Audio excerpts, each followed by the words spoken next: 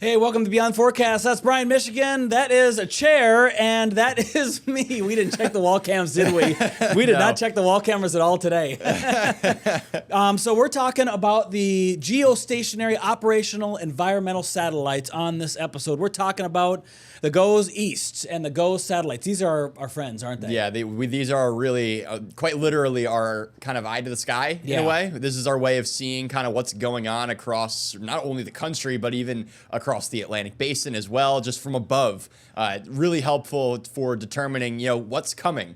Yeah, the satellite era started in the 1970s when we had our first weather satellite, the GOES 1. We're looking at a image that's like this, not as high res as the current one, but we can see over the Atlantic. We can see over North America. This is just a local cut. There's wider views of the GOES satellite, and we're going to talk more about that with the team at Wallops. But let me just pull up one thing here on my computer and show you kind of how big that view can get and just random things that thing can see. So this is a website. This is the Sierra Satellite Library. They show daily loops, and you can just see these loops of different places where you get the satellite data from. So it's absolutely fascinating. We're going to talk more about that, and I think we're just going to get into the interview. Yeah, there's so many different uses for it. I think everybody will kind of learn something from this too, because this is a huge factor in not just weather forecasting, but meteorology in general. So at Wallops, in Wallops Island, they have, not at the NASA part, but at the NOAA side of things, kind of on the northern side of where the airstrips are. That's where this facility is. That's where they grab all the data. They have these huge satellite antennas that one points towards GOES East. There's a second satellite. Yes. One points towards GOES West. And they're continuously watching the satellites because they're in geostationary orbit. They're in the same spot. So they're constantly getting data from them. They're locked onto the Earth. So they're locked in. You're never getting a different view. It's always the same view of at least our region. So the United States. One of the data engineers there, one of the people that works there of many, Jeff Krob, we're going to talk to him. He is at NOAA, and he is with the satellite division. Let's now go over to him.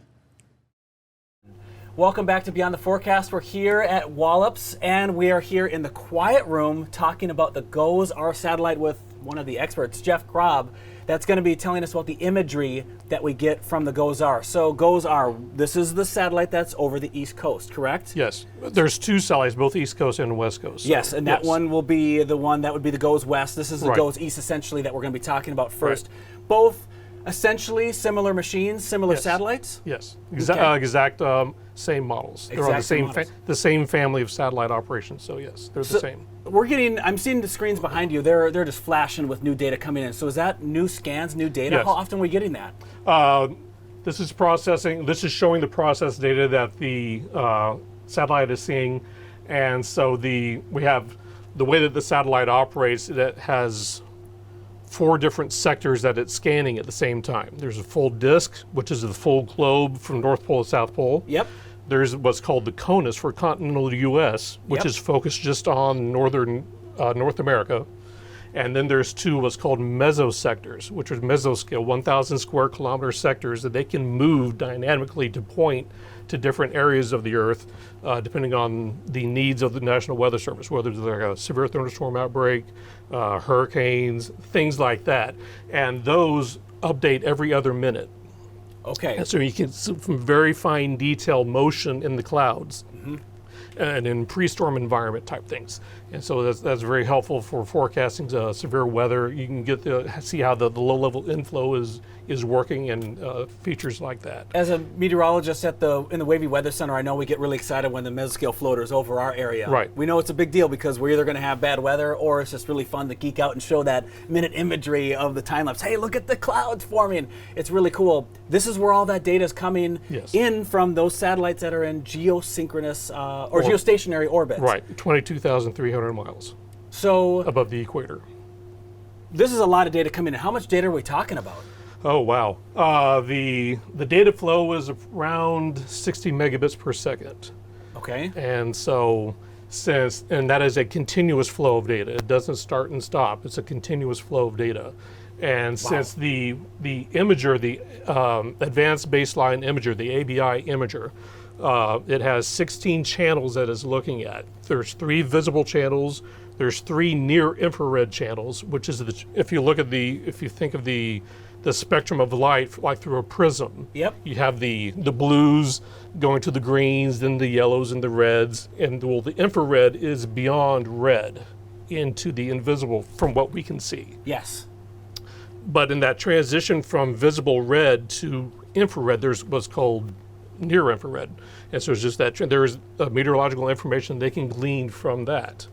And then there's the shortwave infrared channel, which is good at nighttime discriminating between low clouds and land. So fog and things like that really stand out, and they can see fog developing in the middle of the night. Because fog is very close to the temperature of the ground, so it can be very hard to find sometimes. Right, and so that channel is tweaked to see that resolution, that contrast between those 2 features.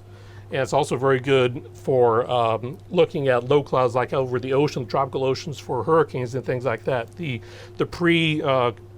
formation of they're looking for the swirls in the low clouds. Well, they look for those features at nighttime and using that infrared channel. So you're kind of answering the question that I have kind of leading in. Why do we need these infrared channels? We need these for when there's not light, because this satellite is always looking at the same spot over the Earth. So if the sun and the Earth's orbit, there's no light, we need to have another way to see things. Right, and of course the visible will be dark, and so the infrared of the Earth is always giving off heat. And so that's what the instruments are sensitive to, and in different channels, different features stand out. And there's also, continuing on the infrared spectrum, there's the water vapor channels that are sensitive to high, medium, and low levels of water vapor. They can discriminate between that, so that's helpful in illustrating the airflow. And also even in clear skies, you can see the flow of the moisture will stand out in that. And then they also use that for forecasting heavy rain, heavy precipitation, flooding, the amount of water vapor that's in the air. And as that channels together, that stands out, and so they can see things like that. And then continuing on, the other channels higher up into the infrared spectrum are the clear channel, channel 13, which you guys traditionally use for infrared imagery. You can see the thunderstorm tops and get the temperature of the cloud tops for forecasting if the storm is getting stronger, getting colder, or if this cloud top is warming. That would indicate that the updraft is weakening, and so the meteorologists cue in on things like that for trends, for nowcasting and things like that. Satellite data, very important. We've had it since the mid-'70s for forecasting things like hurricanes, forecasting storm systems over the continental United States. How many sites are like this around the country? We're the unique facility for that. We have a backup facility in Fairmont, West Virginia. In case we get severe weather here, like a hurricane or something disastrous happens, we lose power, we can move operations to the Fairmont, West Virginia to take up the processing load and continue the data flow. So this is the site, when we're looking at the antennas out there, that's where the data is coming from those 2 satellites right here. Right. This is the central spot. How do the backups work for all this? We know there's another site, but if there's something that fails on the equipment, we have redundancies for that? Right, we have systems running in parallel for the data processing, for the command and control of the spacecraft, which is the spacecraft has to be told what to do, when to do, and how to do it. So they have schedules on board that the spacecraft is executing, and we're monitoring it through telemetry in like a shadow mode. So we have backup systems for that in case the uplink capability should fail. We can switch to backups to always allow. I think the metrics have calculated like the 99.8% data throughput over the years for our facility. That's impressive. And the vast majority of the data losses are usually situations outside our control.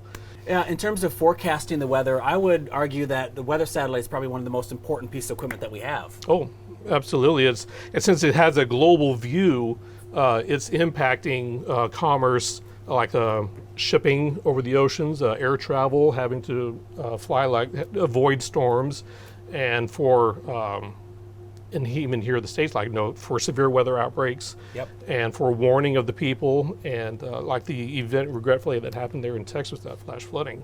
The GOES-R was providing imagery to the Weather Service office there for their forecasting for the flash flooding that occurred there. Yeah, major for shipping, like you touched on too, for anything that's out to sea, or people vacationing, because back before the 70s, you would get reports maybe from various ways from the ocean that there's a storm out there, but you really wouldn't have eyes on it. Is there any other way that you would have eyes on it before? You're relying on ships to actually just happen to go past the storm, or every once in a while they might have an aircraft that would fly out that might see something on the horizon, go towards and investigate that, but it's very sparse and more hit and miss than if a storm might sneak up on something. Hey, where'd that come from? Right. So now we can see the whole hemisphere.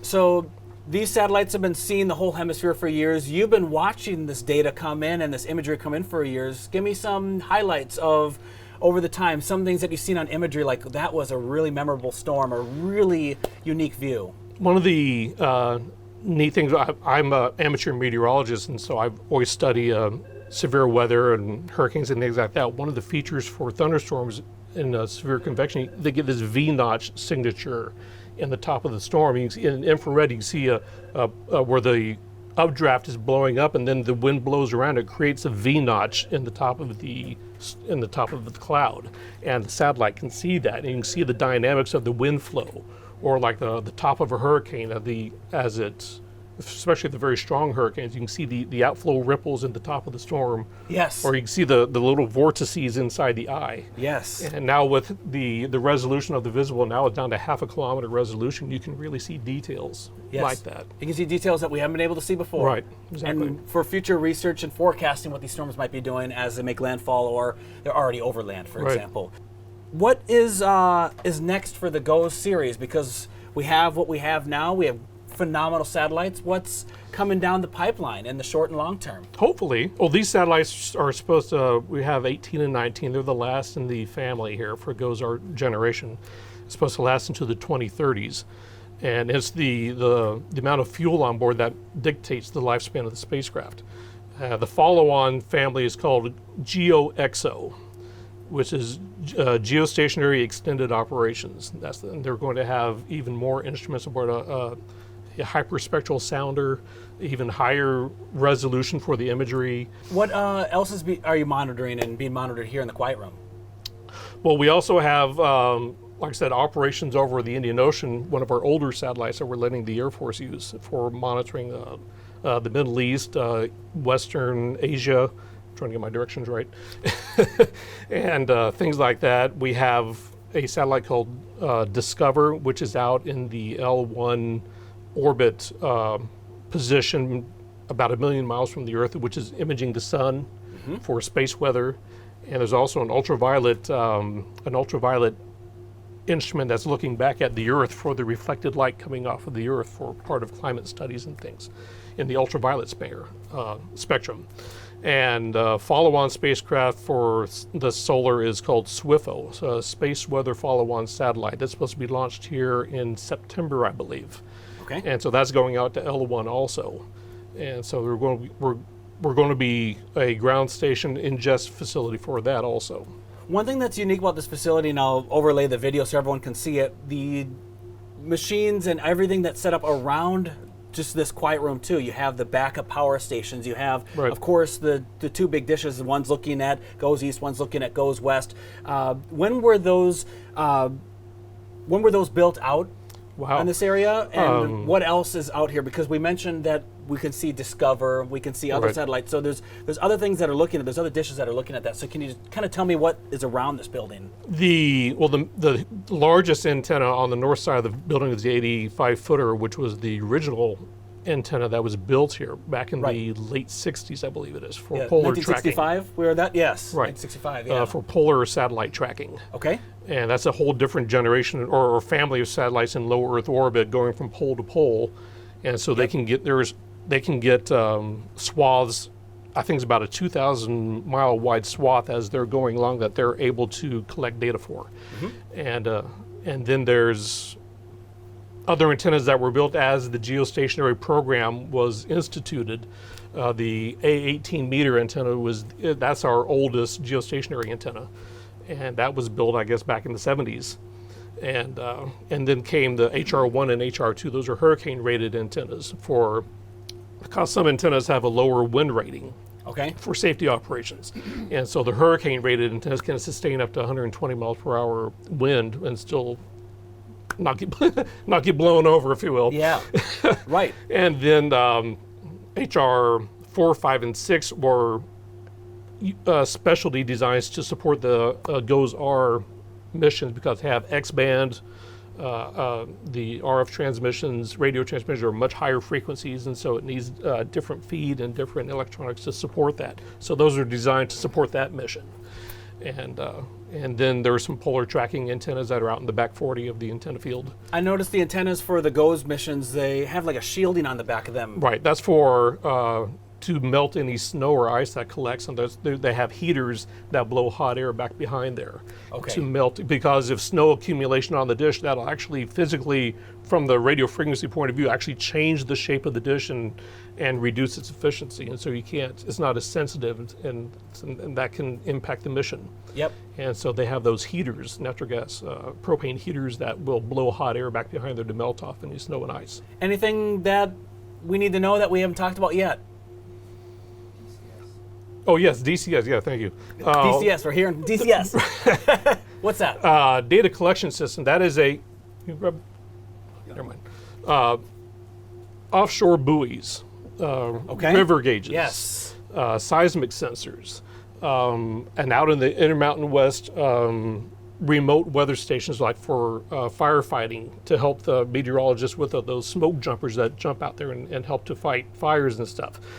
Throughout the east and west hemispheres, like 30,000 platforms, all scattered about out over the ocean. The El Nino buoys out over the Pacific Ocean, equatorial Pacific. Yes. These are low bandwidth platforms that come to life like about once an hour, 1,200 bit per second data feed, just real quick. Yep. And then they go shut down again. Well, these are all scattered out, and they're pointed at either goes east or goes west. And those satellites act as focuses for that data, and that come down to our facility here. And we check that data, we ingest it, and we store it for the users that can come in and grab that data, like the Army Corps of Engineers, Bureau of Land Management, and Coast Guard, and all these other folks that use these buoys for remote data collections. And so, like, if you ever go across a bridge, across a river, you might see a little hut off to the side with a little antenna pointing up. Well, that's a river gauge with a flow sensor and river elevation sensor. And so those were very valuable, both North Carolina, when Hurricane Helene, I believe that came ashore into the mountains up there for the flooding. Yep, Helene and last then year. Yeah. Recently, what happened there in Texas. They're on the Guadalupe River. They were monitoring the meteorologists at the Weather Service Office were getting feedback from these river gauges that were working through our data collection system. It was also mentioned to me earlier too that this isn't related so much for monitoring weather, but if someone has an emergency, a hiker has an emergency, and they push the emergency button, that data goes through, bounces to the GOES satellite, and then comes back down, just passing through here, so it can go to emergency managers. Right, search and rescue stuff. Search and rescue. Right, they have these what they call the EPIRBs. Emergency personnel, I forget what the rest of it is. Indicators, right. And they used to be the older ones, they would just broadcast a beacon. Our satellites would see it first and alert the controllers, and then they have to wait for a polar satellite to go past and triangulate the signal direction to actually find out their location. Now they have built-in GPS that actually includes the latitude, longitude when the beacon goes sounding off. And so they can, when the GOES satellites receive that and then download it to the controllers, they can pinpoint immediately where that location's at. And they're very small, so even boaters or even hikers or motorists can carry them with them. If they get stranded out in the remote areas, they can turn those on and they can get help. That's fascinating. We've been talking for almost 10 minutes now, or almost 20 minutes now, and there's been a lot of data. There's been a lot of data that's been coming through in the last 20 minutes. You told me the data feed. I haven't calculated that number in my head, so I don't want to hold you back too much longer. I see we have a team of other people in here that's kind of helping you out. So I'll let you get back to your work, but thank you very much for your time and giving us kind of a nice 101 on the GOES-R. No problem. Appreciate it. Thank you.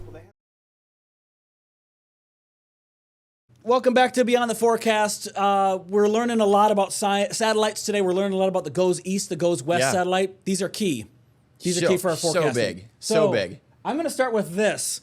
Jeff's favorite toy to use when it comes to explaining things. So this is the Earth. This is 16 inches in diameter based on when this is fully inflated. Now, do you ever get into Legos when you were a kid? My brother was super into Legos. Me, not so much, but still really cool. So this is not a GOES satellite Lego. This would be actually the Hubble, technically. This is the Hubble Lego. We're just going to use this in the place of, of GOES. So actually, if we want to use it in the place of GOES, we need to take off one of the solar panels because there's only one on the GOES satellite. It's not double. It's just one. Got you it. just need one array. It provides the power that you need because it's essentially it has enough power to do what it needs to do. So there's the GOES satellite. Here's the Earth. I'm just going to slide back. I know it's going to be harder to hear me, but 44 inches away from the 16-inch diameter. Might want to pop up your full screen to really get this. Yeah, right? let's do that. That's a good idea. It's really kind of hard to tell just from sitting out, but that's probably is that to scale in a way? This would be to scale, yes. Okay, so that's how far it would actually be. 44 inches away. If you had the same size ball of Earth and the same This Lego is not piece. the scale, obviously. Obviously. This is not the scale, because that'd be huge. This is like the size of like multiple states. It would be much smaller. So you have to be that far away in orbit to be geostationary. Right. So that's how you're always above the Earth. Now, if you're in low Earth orbit, you're spinning around the Earth every 90 minutes. Right. So you're going a lot faster. So you're never over the same spot. We need to be over the same spot so we can always see what's happening in that view. So if we're looking at this, it would be impossible to do this if we you were weren't too close. If we were too close. Yeah. There are other satellites that do observe the Earth. Polar orbiting. There's other environmental satellites as well. And they have other purposes.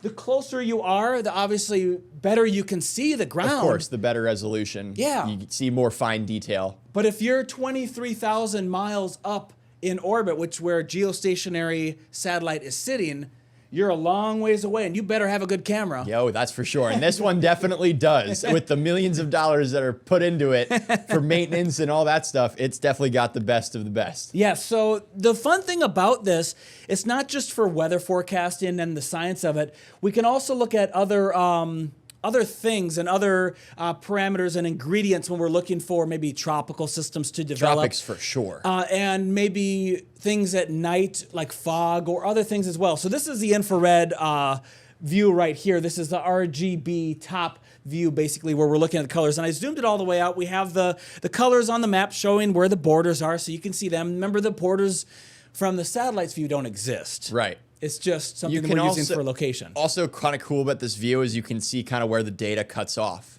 Because obviously, since it's locked on to a certain part of Earth, with it being that far away, it's not orbiting Earth. It's staying locked onto one location. So obviously, with the Earth being curved, the Earth, it's not flat. You're not going to have data all the way around the Earth, only where it's able to reach with where it's positioned. That's why we have two satellites. That's why it goes east and goes west. And they can kind of merge the images together to get two areas. Yes. So goes U would be east, goes T or goes 18 would be the west satellite. I said that right? East and west? Yeah. So there's your kind of rough view on where the satellites are sitting in their positions around the Earth, again, around 23,000 miles up in orbit. So a long ways away. This isn't to scale, but that's the cut that they're using. There's other satellites as well that can service for the Asian countries. There's other satellites that can serve for Europe as well, from dying hurricanes that move across the Atlantic and go towards Europe. It's a big deal for them. Yeah, satellites can be used, especially, GOES satellites, really helpful for kind of filling in the gaps of a forecast or finding, we obviously don't have weather observation everywhere, and especially along the Atlantic where we are tracking tropical systems. We need to find a way to track these things over long distances where, especially in the middle of the tropical Atlantic, we might have a lot of gaps, a lot of holes in our data, because obviously out there, kind of relying on buoys Yes. But also, we need the satellite data to really be able to pinpoint where these storms are and to be able to fill in those gaps. Yes, you do. The satellite has a lot of different instruments. A lot of them we don't use in weather forecasting. Some of them we do, some of them we don't. So this kind of graphic right here kind of goes through some of the highlighted spots of the GOES East, GOES West satellite. This is the current generation that we have. This graphic actually is missing one instrument called the coronagraph. I'll talk about that in just a little bit, but we're just going to kind of go through some of these. We're looking for lightning too, which is really cool. Yeah. Because we're looking at where these thunderstorms are. Earlier versions of GOES didn't have this capability. Of course, yeah. So now we can see the lightning inside the thunderstorms as they're moving across. It can help forecasters out for where the strongest storms are developing. Maybe before we get lightning detection on the ground. Of course. So this is a great way to look at it. And this data, as we saw in the interview, is just coming in. Yeah. It's a continuous feed. So there's not a delay. It's not like they're sitting on the satellite data or the data that they get processed at Wallops Island for 30 minutes. It's coming in and coming out as fast as it can go. As fast as it can. 7 terabytes a day of data is what they're processing there. It's nuts. Hopefully you got a big hard drive. Yeah, I mean, and then the place where they archive the stuff, I mean, it's crazy. Supercomputers. It's crazy amount of how much data that they're holding there. So lightning mapping is really cool. Of course, we have the solar panel to grab that sunlight to generate that energy for powering the GOES, but there's other things as well, looking at ultraviolet imaging, we're looking at X-ray radiance sensors, a lot of different sensors for a lot of different things that you could use for research or just basically studying the environment. Right. So a lot of different tools. Not just weather forecast. Yeah, magnetometer as well, looking at Earth's magnetic field. When we have interactions with maybe a coronal mass ejection. Yes. On solar wind. Solar flares and stuff like that. So a lot of different things. We're not going to get into all these specifics right now because it'd just be too much. And one thing that's really cool though, and that this graphic doesn't show, is the coronagraph. Are you familiar with those? I've heard the term, haven't looked into them much, but I've definitely heard of it before. So this graphic kinda, sorta, in a tiny, tiny way is helping me explain it right now. Right. So you've seen images and pictures from a solar eclipse. Of course. So the moon is our coronagraph. Yes. So it blocks the disk, the solar disk, and we can just see the corona. Exactly. That's kind of what you see during the eclipse. Exactly. Yeah. And it's very hard to make one of those. It's not just, oh, let me get a piece of paper, for example, let me get a pair of scissors and cut it into a circle and hold it in front of the sun. Right. It doesn't work that way. Yeah. It doesn't work in that same way. So you have to be able to block the solar disk correctly and safely so you can study the corona, because you can't look through a telescope with the unaided eye without proper filtration and hopefully everything's lined up. Right. Because you're going to get your eye smoked. But also if you're doing it from Earth, you have atmosphere in between you and obviously space and into the sun. So the atmosphere may sort of not really allow for the most accurate depiction of what's going on, because going through atmosphere, you may have little bends and shifts, and it's not going to be totally accurate, totally aligned. Turbulence. Turbulence exactly. is the word you're looking for. Yes. Yep. Turbulence is the word that you're looking for. Another thing too, with the Earth, it spins. So you have to counter the spin with your telescope. That's not that hard to do. Right. That is done. We do that at night when we track objects in the night sky. And astrophotography. Yes. You have to do that as well. So that can be countered. That's not that hard to do. But again, it's another layer of something that is very dangerous to do without protection, because even a camera will be damaged by that intense sunlight going through the lens. So if you can create this, and they can be created on the ground, they're very difficult. If you can create one that's in space, it's a lot easier. And that's what they did with that. The Space Weather Prediction Center, SWPC, that website, they have access to the new coronagraph that's still kind of in beta, essentially from GOES East. I actually have checked this out before. You can see a lot of cool stuff from there. It's super cool. It's super cool. Let me, I'll see if I can pull that up in a little bit, but that's one of the many things that you can see with the GOES satellites, not just looking at clouds. Yeah. Which totally. I think is so cool. Space weather relies on it a whole lot. Yes, it does. And it's really important to be able to know what's going on with the sun. Yes. To be able to prepare for things here. Try to at least. At least try to. If there's a major solar storm, I don't know how much preparation you can do. We obviously are in humanity and Earth is really small compared to, you know, the extent of the sun. We are at the mercy of the sun. As a biological or human being object, we're fine from a solar storm. That's not the problem. It's the, you know, smartphones. Our energy grid too. Yeah, our cars, our energy grid. Yeah, that's gonna get that'll get hit hard. But let's not end on a negative note because we have some cool images. Really cool. From the GOES satellites over the years that I've kind of gathered, and we're gonna pull them up and talk about some cool weather things. So stay tuned. We'll be right back. Welcome back to Beyond the Forecast. How's it going, Brian? We are hanging in there in this beautiful July, hot and humid day. Your allergies been bothering you a little bit. Oh my God, it's been brutal. It's been so brutal. Yeah, I don't know if you can hear it maybe from at home. I hope not. You sound good. You think so? You sound fine. I feel different. Yeah, well. Welcome to summertime in Hampton Roads. Welcome to summertime. Hey, this is the website I was telling you about before. This is Space Weather Prediction Center website. I love this website. So we're looking at this. This blue is thing what right I here. have seen before. This is so cool. Yeah, so I'll just pull it up full. That is a corona graph. How much of a, is this this obviously, there's got to be some time loop here, right? Yeah, there is time. It's at, we can't see it here because it's cropped. So let me kind of go through it. So it ends at 18Z and it starts, it's 24 hours. Okay, so this is a 24-hour loop. So yeah, we're looking at a full 24 hours of data right here, and you can see kind of the brighter areas. That's the solar wind. Right. Yeah. It's so cool. So cool, and it's also moving real fast. Yeah, it sure is. I don't know the speed of it, but it's not moving at the speed of light. It's not anywhere near that speed. No. Speed of light for the sun to the Earth is 8 minutes. 8 minutes. Yeah. This is not moving at that speed at all. It's, I think, on the order of a day or two to get to Earth. Right. It's kind of roughly the time that I'm aware of in my head. I may be wrong. Let me know if I'm wrong. Still pretty quick. Yeah, it's still fast. But this is a cool website, Space Weather Prediction Center. This is a NOAA page. So if you're ever interested in the Northern Lights. Yeah, the Northern Lights especially. Yeah. That's because, we've had a couple instances in the past, couple years where, when was it that you, across Hampton Roads, we were able to kind of see it with the naked eye? Last winter. It was last winter. Yeah, two events. I was down south in Savannah. We couldn't quite get it. I had people in New Jersey who, I actually had friends who don't, have anything to do with science or have never seen. They actually visited that site to kind of see what they didn't really understand a lot of it, but I think it was the middle one there, the auroras, to kind of see, okay, what is the probability that we see it? That image was going around all over the place that week. So when you were looking at this, we're looking at past data. So this is old data. This is past. It's all past until you get to the end, and it forecasts out about 30 minutes. So here's where this is this morning.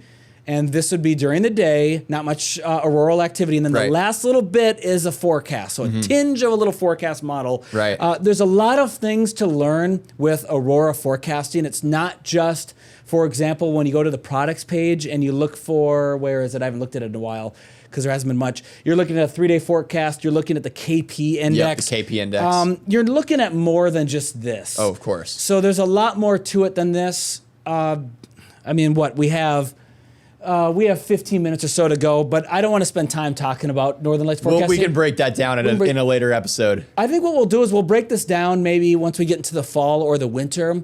There's no time of the year that's better for Northern Lights, but the only benefit of the winter is that the nights are longer. Nights are longer, of That's course. the only benefit for Northern Lights. It has nothing to do with what the sun is doing based on the time of the year on the Earth. The sun does its own thing. Is there something also maybe to say about the winter? It almost seems like you have almost even clearer conditions in the winter time too. Yeah, that helps. A little bit like a lot less humidity out there to kind of make things a little hazy. Yes. Maybe the haziness can maybe dampen the viewing maybe a little bit. I would suggest for people that want to go on a Northern Lights vacation, then you go to Alaska, you go to Iceland, you go in the winter because the nights are longer. Yes, of course. That's why you're going. Because you don't want to go to Alaska in the summertime because in some spots there isn't light. The sun doesn't set almost. Yeah, the sun doesn't set down there, or up there. So anyway, that's one thing that I would suggest. So we want to show, what do we want to do first? This is the current picture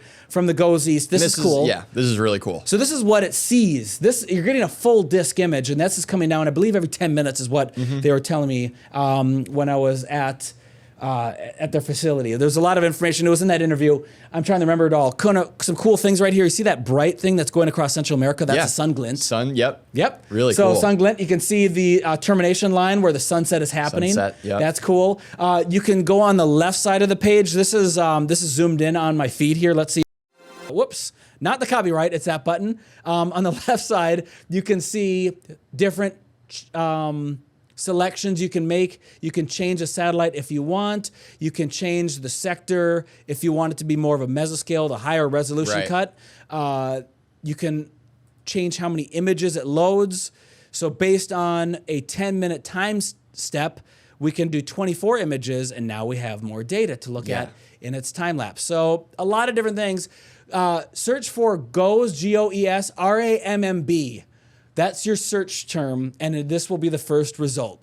So this is a great website where you can scroll in, you can dive down, and you can look at that imagery. You know what this is really cool for? Those times where we have a lot of that, Saharan dust moving across the Atlantic, or the wildfire smoke. You can really see it pretty well usually with this view. Oh, look at that. There's some of the dust right there. Exactly. So you can actually kind of see it kind of almost just to the south of where the center of the screen is. You can see a little bit of a haziness. Yes. Maybe that's the reason why the hurricane season is off to such a slow start in the tropical Atlantic.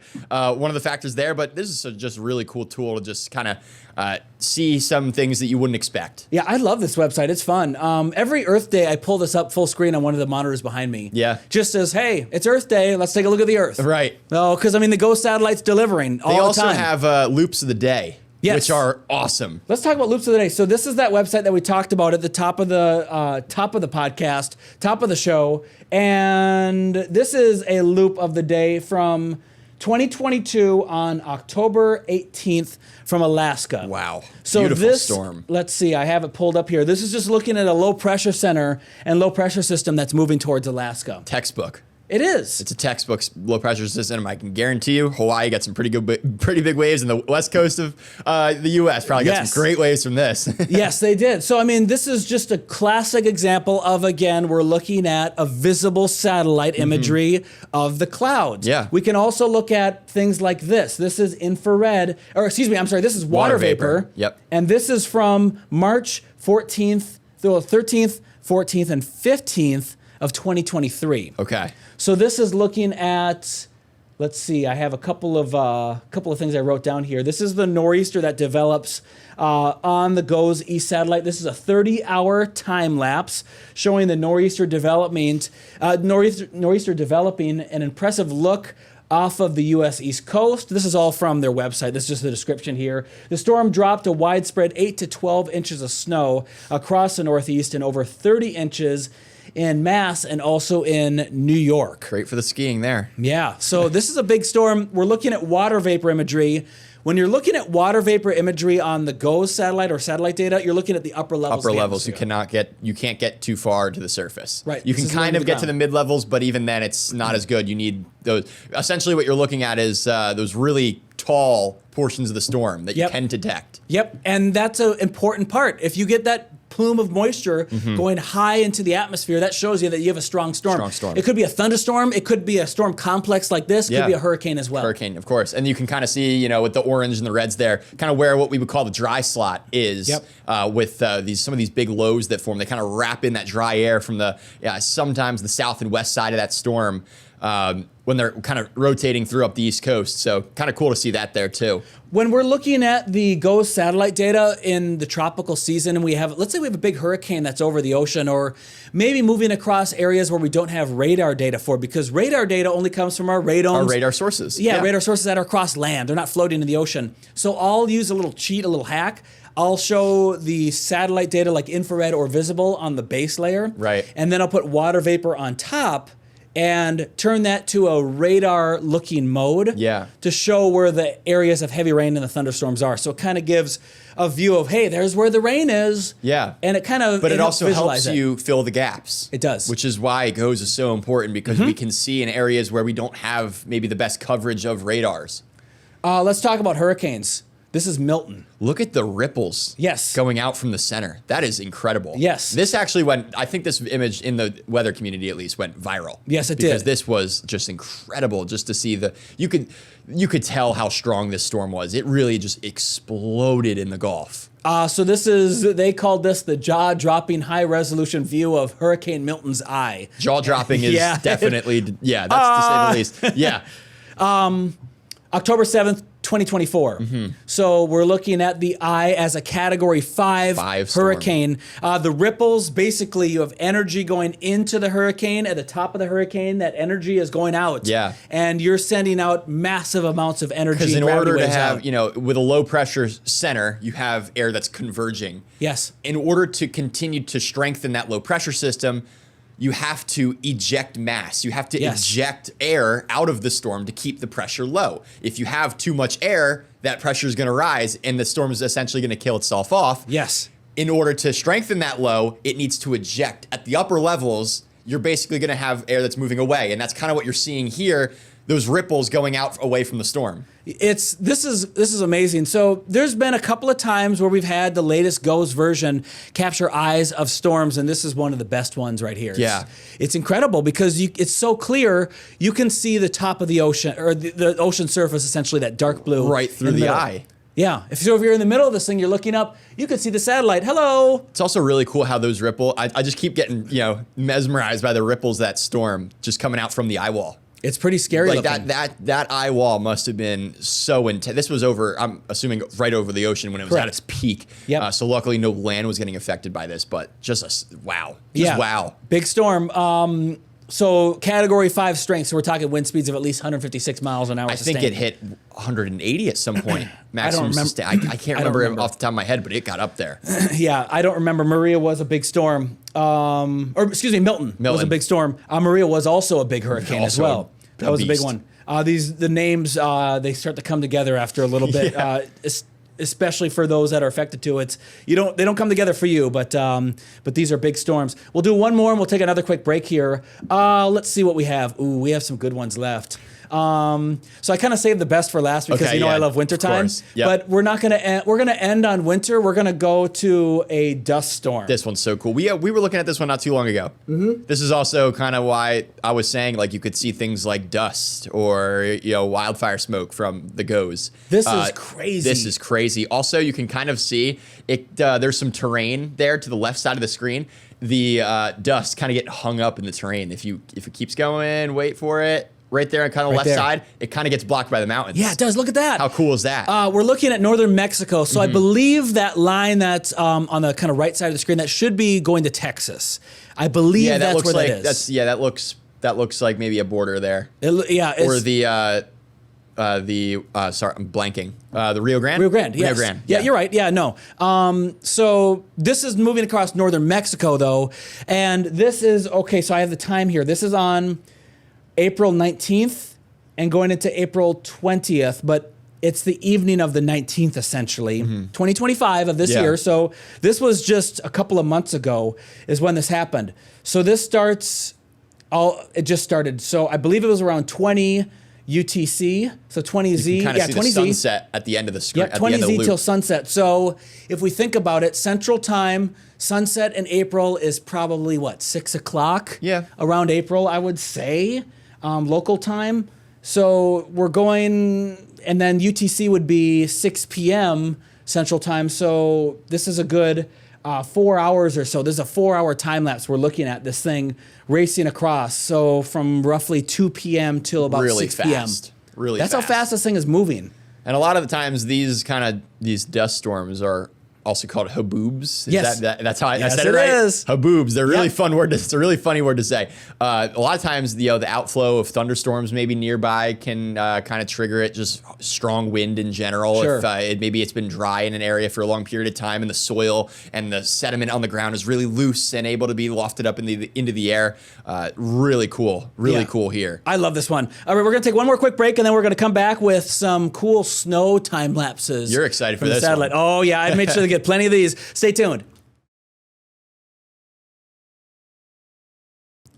Hey, welcome back. So we're looking at the Goes Loop of the day. We've been having fun with this. I knew this would be a fun way to end the show. Yeah, we should do this more often too, just whenever we find something cool. And totally. To everybody at home, check out the Goes Loops of the day. Because there's one every day. Find something cool. Like, they are just so cool. I could go through for hours and just looking back at all the past ones. Yeah, I just search for random search terms too. Yeah. To pull some of these up. So there are better ones that I don't even know about, and I have to say there are some that are not from the GO satellites as well that are just as cool. Just as cool. So they pull those as well. As a science community, we all work together. We're starting with lake effect snow. Oh, awesome. let's pull it up. So lake effect snow off of the Great Lakes. So you get this one, you get a temperature differential off of the Great Lakes, that cold really Arctic cold air Arctic mass. air over the little bit warmer. Water temperature is still pretty cold. Yep. But the warmer Great Lakes water, you kind of get that layer of air just above it that's a little bit warmer, can have air rise. As it rises, it condenses and cools. And with it being so cold up there, going over the lakes, you get snow instead of rain. Yes. The only way you can shut down lake effect snow is if the lake freezes Ice. over. Exactly. Yep. Exactly. That'll shut it down. Some lakes freeze over faster than others. But you For can instance, see... Lake Superior, much harder, much deeper, much bigger lake. Yes, and which is the one? Is it it's Ontario that's deeper too? I believe Ontario is deep too. Yes. I think Lake Erie is one of the easiest to freeze. Yeah, that one freezes believe pretty so. quick. Yeah. Shallower, so it doesn't take as much or as long. And obviously the air gets real cold in the winter up there, so it sometimes happens. But a sign that kind of maybe they had a really warm winter is that it didn't freeze at all, and they kind of kept the lake effect snow cycle going all winter. Like some areas along northwest Pennsylvania into upstate New York, they can get clobbered by snow. And for NFL fans, we're always looking to see if Buffalo, New York gets that one game of every year where it is just a blizzard and there's 8 inches to 10 inches of snow on the ground while they're playing. The cool thing about lake effect snow is that it's so fluffy, it's so light. Yeah. It's very, very light. The snow to water ratio is very high. So you could have 30 inches of lake effect snow, you could melt it down and you'll get 1 inch of water out of that versus a regular snow that we'll get in Hampton Roads. Hampton Roads. 5 inches of snow could be 1 inch of water. Not even in Hampton Roads. Where I grew up in New Jersey, our snow is more often than not so wet and heavy, and it's almost like you can kind of squish it into like a hard ice ball. Yeah. No, you're not doing snowball fights with that. You're gonna knock somebody out. Yeah. But with that snow, it's the kind of snow you try to pack it together, and it just kind of flakes off your hands. In Minnesota, we called that heart attack snow. Why is that? Well, because if someone needs to shovel the snow, shoveling very light, fluffy snow is easy. Anyone can really do that. Just, but heavy snow, it can be too much. Yeah. And you can, if you are susceptible to maybe having a heart condition, it could be a danger. Overdoing it a little bit. You'll overdo it. Yeah. Hey, a little a tip though for when areas do get the light, fluffy snow: leaf blower. Yeah. You ever use a leaf blower? I've seen videos and it looks so much easier. It's fun. Yep. I've used a broom before too. Oh, when broom it's very too. light. Yeah. Yeah. You just sweep it. And it just goes easily. And it's also that really light and fluffy snow. If there's wind kind of afterwards, can kind of almost get blizzard conditions after a snowstorm. It totally can. All that snow is getting blown around. Yes. It's really light and fluffy. It can be pretty sketchy too for driving. Oh, really treacherous. It keeps blowing over a road and it keeps freezing over. You get icy conditions. Yeah. So lake effect snow can be pretty spooky as well and difficult to drive in, of course, as any snow is. But from the GO satellite, this is from February 29th. So a leap day 2024. Really cool. Yeah, so this is a good view because it was clear and windy across all the Great Lakes, so we could see the lake effect snow machine going on. Another one. Which one is this? Is the northeast snow? The video clip is called. So, yes, this is the one. So this isn't a lake effect snow time lapse.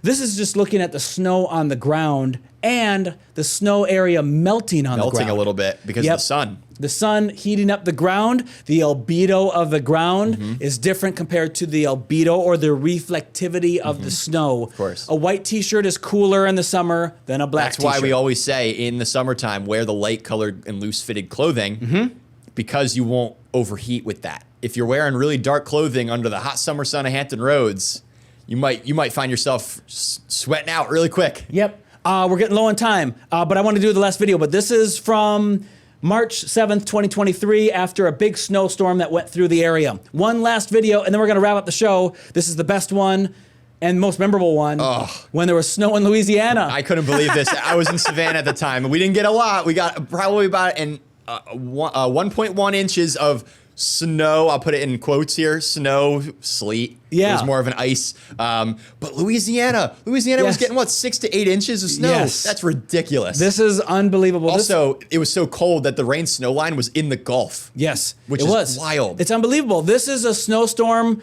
for the kids of southern Louisiana and the South they'll remember for the rest of their lives. Rest of their life. And it's the only one that they'll probably have in their lifetime. It could very well be. It could be the one. This setup, that happened this past winter, extremely rare. Yep. Once in a lifetime type It was of thing. cool. Yeah. It was super cool. All right, that's all we have for Beyond the Forecast for this week. Next week, we're going to talk about hurricanes. Yes. The hurricane season, a little bit of recap, and looking forward to that, and a special as well. So Super stay pumped. tuned. Yep. Thanks for watching. See you later.